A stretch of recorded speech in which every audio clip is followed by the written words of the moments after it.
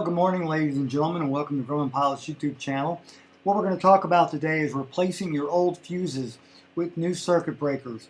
And so one of the first things you're going to want to do is disconnect your battery from the electrical system.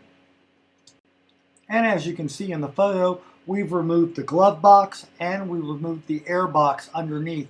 This allows us to have nice clean access to the breakers. Now, here's the breakers taken out. It was kind of brittle, and we detached the fuses from the bus bar by just peeling off the tabs, and then we drill the bus bar and use number 632 screws to attach the bus bar to the new breakers, and then we insert them through the front, we tighten them down, and at that point what we're left with is hooking up the electrical connection to the circuits and then spy wrapping everything to make it look nice and pretty.